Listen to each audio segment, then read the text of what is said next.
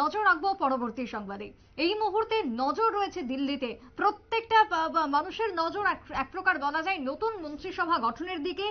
News ভ্যানগার্ডও সেই সমস্ত update তুলে ধরবে শুধুমাত্র আপনাদের সামনে। তবে বিজেপিতে কি অবসান হতে চলেছে জেপি নাড্ডার সময়কালের, এমনটাই প্রশ্ন এই মুহূর্তে উঠতে শুরু করেছে। মোদীর মন্ত্রিসভায় ঠাঁই পাওয়ার প্রবল সম্ভাবনা দেখা দিয়েছে জগৎ প্রকাশ নাড্ডা অর্থাৎ বিজেপির সর্বভারতীয় সভাপতির।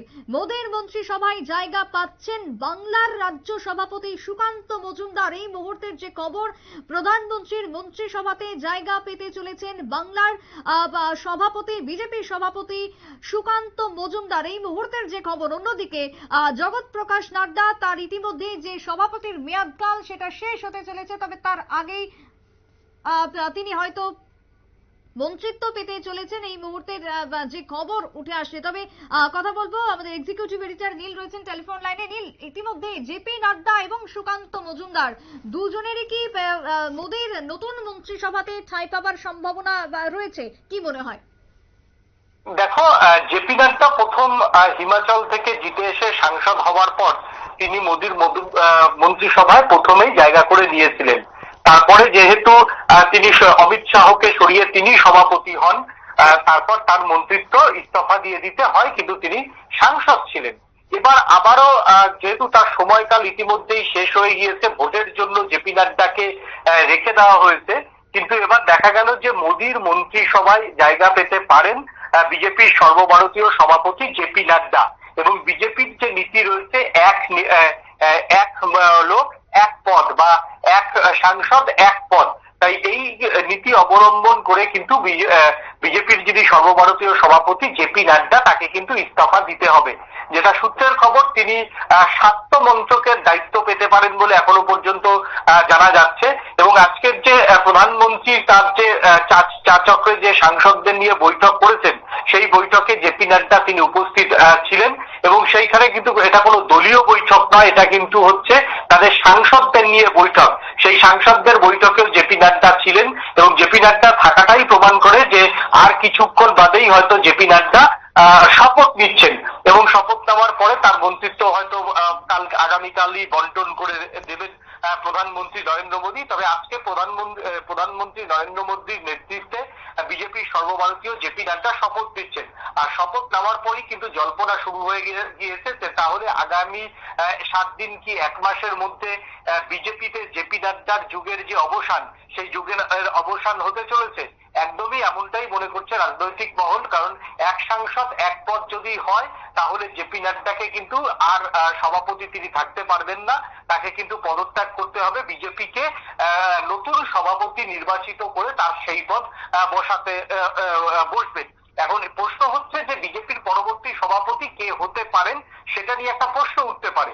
অন্যদিকে আরো একজন, আমরা এই মুহূর্তে একদম এক্সক্লুসিভ ছবি দেখাচ্ছি যে তোমার হচ্ছে ক্যাবিনেট যে সেক্রেটারি, ইতিমধ্যেই ক্যাবিনেট সেক্রেটারি কিন্তু তার একটি স্বাক্ষরিত চিঠি ইতিমধ্যেই আমাদের কাছে এসে পৌঁছেছে।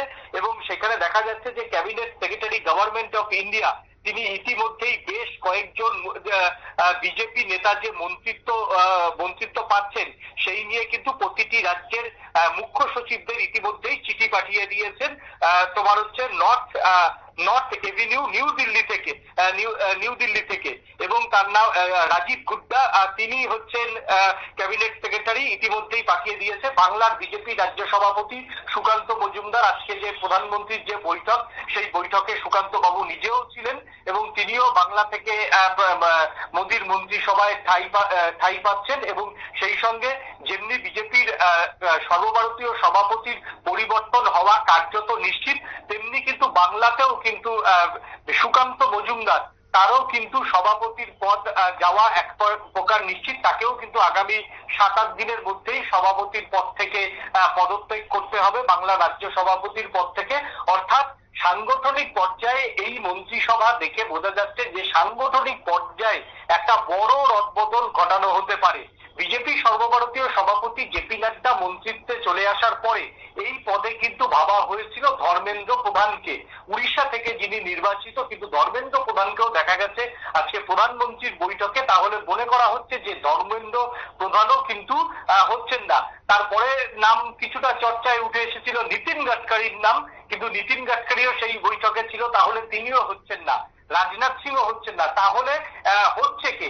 এই মুহূর্তে যে নামটা সবার আগে আমার কাছে মনে পড়ছে, দুজন এই বৈঠকে ছিলেন না।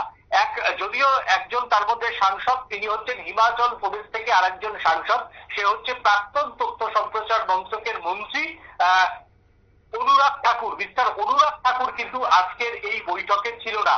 অন্যদিকে স্মৃতি জুবিন ইরানি, তিনি অবশ্য হেরে গিয়েছেন, তাকেও কিন্তু আজকে মোদির আশেপাশে কোথাও দেখা যায়নি। তাকে নিয়েও কিন্তু ইতিমধ্যে একটা জল্পনা কিন্তু ইতিমধ্যেই তৈরি হয়েছে। অন্যদিকে বিহারের প্রাক্তন টেলিকম মিনিস্টার রবিশঙ্কর প্রসাদ, সেই রবিশঙ্কর প্রসাদকে নিয়েও একটা জল্পনা চলছে যে তিনিও বিজেপির সভাপতি পদে বসতে পারেন। এখন দেখার যে শেষ পর্যন্ত জেপি নাড্ডা কোন দপ্তরের মন্ত্রী পান এবং তার মন্ত্রিত্বের পর কে বিজেপির হাল ধরেন। অন্যদিকে বাংলাতে মন্ত্রিত্বর হাল, সুকান্ত মজুমদার মন্ত্রিত্ব হওয়ার পরে বাংলার সভাপতি পদে কে বসবেন সেটা নিয়েই এখন জল্পনা অবশ্যই দুজনকে নিয়ে। একজন হচ্ছে অবশ্যই পশ্চিমবঙ্গের বিরোধী দলনেতা শুভেন্দু অধিকারী, অন্যদিকে পরাজিত সাংসদ বা প্রাক্তন রাজ্য সভাপতি দিলীপ ঘোষকে নিয়ে একটা জল্পনা চলছে। এই দুজনের মধ্যেই কেউ একজন বাংলার সভাপতিত্ব চেয়ারে বসতে চলেছে বলে বিজেপি সূত্রের খবর। একেবারে তাই। ধন্যবাদ নীল তোমায়। অর্থাৎ এই মুহূর্তে দাঁড়িয়ে যে খবর উঠে আসছে, জেপি নাড্ডা এবং তার সঙ্গে বাংলার সুকান্ত মজুমদারের মন্ত্রিত্ব হওয়ার সম্ভাবনা দেখা দিয়েছে। তবে অন্যদিকে টিডিপি এবং জেডিইউ, যারা ফল প্রকাশের পর থেকে মন্ত্রিত্ব পদের জন্য অধিক আগ্রহ দেখালো, পরবর্তীতে সূত্রের যে খবর, তারা আর্থিকভাবে বিশেষ করে তারা প্যাকেজ চেয়েছে এই মুহূর্তে কেন্দ্রের বা বিজেপির কাছ থেকে, যে খবর উঠে আসছে এই বৈঠকগুলোর মধ্য দিয়ে। ছোট্ট একটা বিরতির পর ফিরে আসবো, সঙ্গে থাকুন।